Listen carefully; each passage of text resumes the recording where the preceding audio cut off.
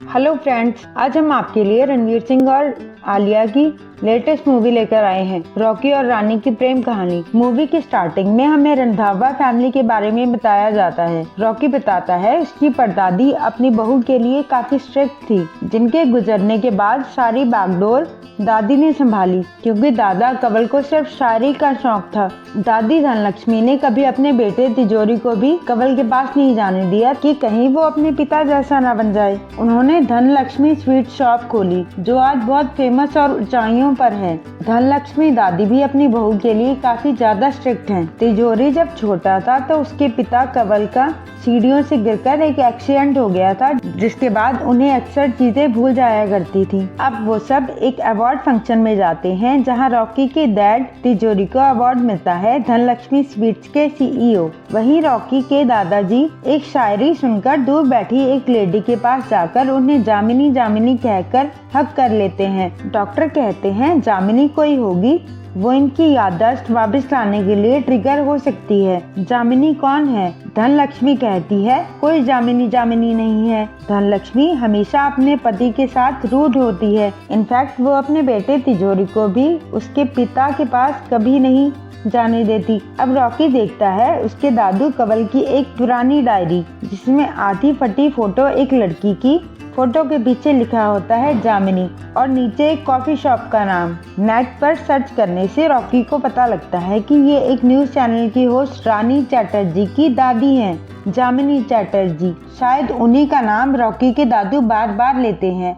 Rocky पता करने रानी के स्टूडियो जाता है और पता चलता है रानी एक एक्टिव फेमिनिस्ट और फेमस लड़की है। रॉकी रानी को भी वो तस्वीर देता है। रानी को ये सब मजाक लगता है। रानी घर जाती है। उसकी फैमिली में होती है उसकी मॉम, जो इंग्लिश लेक्चरर हैं, उसके डैड जो कथक सिखाते हैं, और उसकी दादी जामिनी चैटर्जी। डिनर करते वक्त वो मजाक मजाक में कहती है कि आज मेरे ऑफिस में कोई जोकर आया था, जो कंवल नाम के इंसान का जिक्र कर रहा था।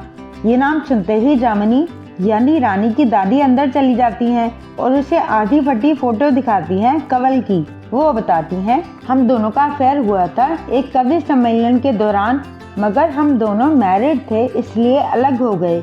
उधर कुछ लड़के वाले रॉकी की बहन गायत्री को देखने आते हैं, पर गायत्री बहुत मोटी होती है और कुछ चीजों को मिस स्पेल भी करती है, इसीलिए रिश्ता नहीं होता। अब रानी रॉकी को फोन करती है और वो लोग मिलकर डिसाइड करते हैं कि रानी की फैमिली रॉकी के घर आकर उसके दादू से मिलेगी। रानी की फैमिली रॉकी के घर आती है। कंवल उन्हें नहीं पहचानते।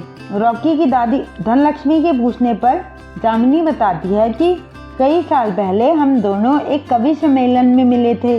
जामिनी कंवल को याद दिलाने के लिए कुछ बातें और शायरी सुनाती है, पर तभी तिजोरी कहता है कि पापा जी की दवाई का वक्त हो गया, आप लोग जा सकते हैं। जामिनी और रानी का परिवार वहां से जाने लगते हैं। तभी कंवल गुनगुनाने लगता है अभी ना जाओ छोड़कर। उसकी यादें वापस आ जाती हैं और वो दोनों हग करते हैं। सब देखकर शॉक्ड रह जाते हैं। रॉकी को भी रानी अच्छी लगने लगती है। रॉकी रानी के घर जाता है। रॉकी और रानी डिसाइड करते हैं कि वो लोग रॉकी के डैड तिजोरी और दादी धनलक्ष्मी से चोरी जामिनी और कंवल को मिलवाया करेंगे। इसी बीच रॉकी और रानी भी अक्सर मिलने लगते हैं। जामिनी रानी से कहती है तुम्हें रॉकी से प्यार है, पर रानी कहती है ये सब बस टाइम पास है।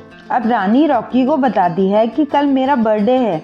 रॉकी रानी के लिए सरप्राइज प्लान करता है, जहां रॉकी रानी को प्रपोज करने वाला होता है, मगर वो टॉपिक चेंज कर देती है और वहां से चली जाती है। अगले दिन रानी का फ्रेंड शोमेन बताता है कि कश्मीर एनजीओ ने हाँ कर दी है, तुम कब जाना चाहती हो। अब कंवल और जामिनी को मिलवाने रॉकी और रानी फिर से मिलते हैं। रॉकी रानी के लिए दोबारा सरप्राइज प्लान करता है। वो प्रपोज करने वाला होता है। रानी उसे रोक देती है और कहती है हमारे बीच कुछ भी इमोशनल नहीं है, हम दोनों बहुत अलग हैं, हमारी फैमिलीज बहुत अलग हैं, हम दोनों के बीच कुछ भी नहीं हो सकता। रॉकी बहुत हर्ट होता है और कहता है मैं तुझसे ब्रेकअप करता हूँ अभी। जैसे ही वो दोनों बाहर निकलते हैं, तिजोरी और धनलक्ष्मी दादी बाहर खड़े होते हैं। उन लोगों ने जामिनी और कंवल को भी साथ में देख लिया होता है। घर जाकर तिजोरी रॉकी को बहुत डांटता है और धनलक्ष्मी भी कहती है कि अगर तेरे दादा और जामिनी को मैंने दोबारा साथ देखा तो तू मेरा मुंह देखेगा। रॉकी रानी का नंबर ब्लॉक कर देता है और अपने दादा के पास बैठकर रोने लगता है। अब रानी कश्मीर ट्रिप पर जाती है जहां उसे हर वक्त बस रॉकी याद आता है। वापस आते ही रानी सीधा रॉकी के पास जाती है, पर रॉकी रानी को इग्नोर मार के अपनी कार में चला जाता है। रानी अपनी कार में उसे फॉलो करती है और रॉन्ग साइड से आकर अपनी कार से रॉकी की कार में टक्कर मारती है। रानी रॉकी को प्रपोज करती है, रॉकी मान जाता है। रॉकी शादी की बात करता है। वो लोग डिसाइड करते हैं कि 3 मंथ तुम हमारी फैमिली के साथ रहो और मैं तुम्हारी फैमिली के साथ। जामिनी के कहने पर रानी की फैमिली मान जाती है और रॉकी के रिक्वेस्ट करने पर दादी धनलक्ष्मी मान जाती है। धनलक्ष्मी बाद में तिजोरी से कहती है, तुम चिंता मत करो, आने दो उस लड़की को, 1 हफ्ता भी नहीं टिकने दूंगी। अब रॉकी चैटर्जी परिवार और रानी रंधावा फैमिली के साथ आ जाती है। सुबह आरती होते ही रानी और दादी में कड़वी सी बातचीत होती है। उधर रॉकी पहले तो सबके साथ जबरदस्ती हक करता है, फिर श्री रविंद्रनाथ टैगोर की तस्वीर के आगे दादाजी प्रणाम करता है। रॉकी की जीके 0 होती है। रानी कंवल दादा को जामिनी के भेजा रेड मफलर और एक वीडियो देती है। अब खाना खाते वक्त रानी को ये देखकर अजीब लगता है कि सब बैठकर खा रहे हैं, बस रॉकी की माँ उन्हें सर्व कर रही है। रानी बताती है, हमारे यहाँ तो सब मिलजुल कर काम करते हैं। अब रानी देखती है रॉकी की बहन फोन पर किसी को ट्रेड से रिलेटेड एडवाइस दे रही है। रानी किचन में जाती है तो देखती है रॉकी की माँ सबसे चोरी किचन में सॉन्ग गा रही है और केक खाने लगती है। उधर रॉकी सुबह उठते ही रानी के डैड को कथक करते देख शॉक्ड हो जाता है। फिर उसे पॉलिटिक्स की कोई नॉलेज नहीं होती। जब जामिनी उससे चाय के लिए पूछती है तो रॉकी कहता है, दादी कहती है चाय पीने से काले हो जाते हैं। रानी की मॉम कहती है कि तुम लोग रेसिस्ट हो और बताती है कॉफी किचन में है, जाकर बना लो। पर अपने घर में तो रॉकी कभी किचन में भी नहीं गया था। अब शाम को जब रॉकी ऑफिस से घर आता है, वहाँ कल्चर क्लब चल रहा होता है। वहाँ कल्चर क्लब में जामिनी शायरी सुना रही होती है। एक लड़की इंग्लिश में कहती है, आप इतनी ओल्ड हैं, अभी तक आपके ग्लासेस नहीं लगे। रॉकी को सिर्फ ग्लासेस समझ आता है। वो कहता है, हाँ ग्लासेस का क्या करना, सीधे बोतलें चक्को। रॉकी का वहाँ मजाक सा बन जाता है और वो थोड़ा एम्बैरेस भी फील करता है। उधर रानी देखती है आज रॉकी की माँ और बहन दोनों केक खा रही हैं। रानी जानबूझकर गाने लगती है ताकि रॉकी की माँ भी गाए। रॉकी की माँ बताती है कि मैं हमेशा से गाने का शौक रखती हूँ, पर फिर मेरी शादी हो गई, इसीलिए मैंने सब छोड़ दिया। उधर एक इंसिडेंट के बाद रॉकी कहता है, मैं लेडीज की इज्जत करता हूँ।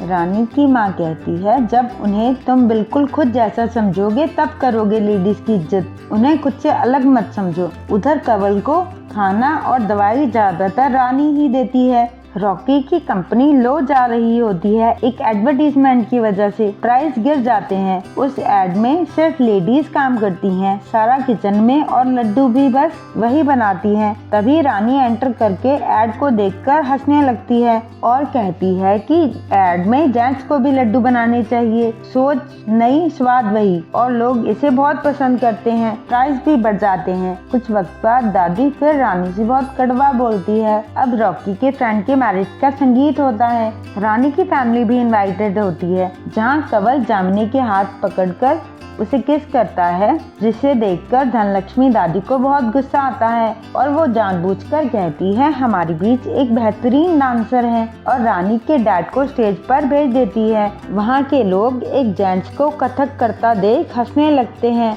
और उनकी मजाक भी बनाते हैं। रानी के डैड और रानी काफी हर्ट होते हैं। अब घर जाकर रॉकी उनसे माफी मांगता है। रानी के डैड कहते हैं कि कोई नहीं, इससे पहले भी मेरी बहुत लोगों ने मजाक बनाया, खुद मेरे पिता ने भी, पर मेरी माँ ने हमेशा मुझे सिखाया है कि शौक और हुनर का कोई जेंडर नहीं होता।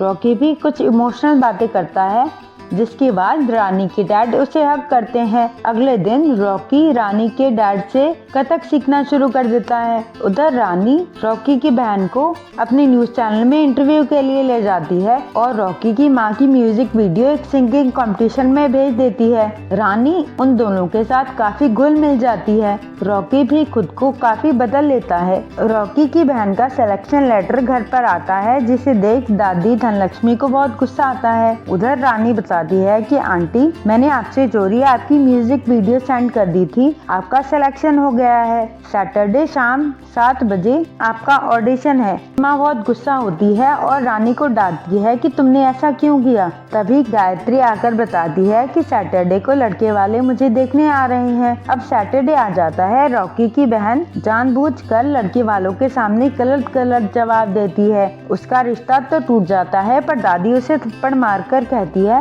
ये सब इस लड़की रानी की वजह से हो रहा है। गायत्री अपनी दादी और पिता तिजोरी को बहुत सुनाती है और कहती है मैं जॉब करूंगी और शादी अपनी मर्जी से करूंगी। तभी रॉकी की माँ कहती है 7 बजे मुझे भी जाना है ऑडिशन में। अब रानी के घर दुर्गा पूजा होती है और वो लोग रॉकी की फैमिली को इनवाइट करते हैं। उस फंक्शन में रानी के डैड और रॉकी मिलकर कथक परफॉर्म करते हैं। धनलक्ष्मी और तिजोरी को बहुत गुस्सा आता है। रॉकी और रानी भी मिलकर डांस करते हैं। धनलक्ष्मी और तिजोरी गुस्से में वहाँ से चले जाते हैं और रानी की सारी फैमिली के बारे में उल्टा बोलते हैं। तभी रानी आकर उन्हें जवाब देने लगती है और तिजोरी का हाथ झटकती है। रॉकी कहता है रानी, तुमने मेरे पापा के आगे हाथ कैसे उठाया। अब रॉकी और रानी में टकरार भरी कन्वर्सेशन होती है और उनका आपसी रिश्ता मानो टूट जाता है। धनलक्ष्मी बहुत खुश होती है। अब घर जाकर रानी का पूरा परिवार उसे कसूरवार मानता है, पर रानी उल्टा अपनी दादी जामिनी को ही सुना देती है कि आप तो रिलेशनशिप एडवाइस ना ही दें, आपका तो खुद का एक्स्ट्रा मैरिटल अफेयर था। तब उसकी दादी बताती है कि तुम्हारे दादा तो मुझे और तुम्हारे पापा को बहुत मारते थे, मैंने तो अपना जीवन काट लिया, पर तुम वो मत करो। उधर धनलक्ष्मी रानी के बारे में बहुत बुरा बोलती है। रॉकी की माँ जाते ही टीवी ऑन कर लेती है जहाँ उसका सिंगिंग कंपटीशन चल रहा होता है। तिजोरी ये देखकर उसे डांटता है, यहाँ तक कि उस पर हाथ भी उठाने लगता है, पर रॉकी अपने पिता का हाथ पकड़ लेता है और कहता है मैं रानी से बेहद प्यार करता था, पर उसने आपके साथ बदतमीजी की, इसलिए मैंने उसे छोड़ दिया। आज आपने भगवान जैसी मेरी माँ पर हाथ उठाया, अब मुझे आपको भी छोड़ना पड़ेगा, इस घर को भी। उसकी माँ और बहन गायत्री कहती है हम भी आपके साथ जाएंगे। रॉकी अपने पिता और दादी से कहता है मैं आपकी रिस्पेक्ट नहीं करता था, बल्कि आपसे डरता था, मुझे आज समझ आया। और आप दोनों के साथ मेरा खून का रिश्ता तो है, मगर प्यार का रिश्ता तो आपने कभी बनाया ही नहीं। तभी कंवल दादू अपने बेटे तिजोरी का नाम लेकर पुकारते हैं, जो याददाश्त जाने के बाद आज तक नहीं लिया होता। वो तिजोरी से कहते हैं घर नहीं तोड़ा करते और एक्सपायर हो जाते हैं। तिजोरी अपने पिछले दिन याद करके बहुत पछताता है कि उसकी माँ ने कभी उसे उसके पिता के पास जाने ही नहीं दिया। तिजोरी बहुत रोता है। कंवल के अंतिम संस्कार में जब रानी की फैमिली आने लगती है तो धनलक्ष्मी कहती है तिजोरी इन्हें कहो चले जाएं यहाँ से, पर तिजोरी हाथ जोड़कर उन्हें आगे आने देता है। दादी गुस्से में वहाँ से चली जाती है। घर जाकर तिजोरी अपनी पत्नी से माफी मांगता है और अपनी माँ से कहता है आपने मुझे कभी संस्कार नहीं, बस अहंकार ही सिखाया। अब कुछ महीने बाद तिजोरी और उसकी पत्नी रानी के घर आकर माफी मांगते हैं। रानी भी उनसे माफी मांगती है। वो लोग रिश्ते की बात करते हैं। रॉकी और रानी मिल जाते हैं। धनलक्ष्मी अपने लड्डुओं की पुश्तैनी विधि रानी को भेजती है और कहती है उम्मीद है तुम वो नहीं करोगी जो मैंने किया, और मूवी की हैप्पी एंडिंग हो जाती है। वीडियो पसंद आई हो तो लाइक करें और वीडियोस के लिए चैनल को सब्सक्राइब करें। Thank you.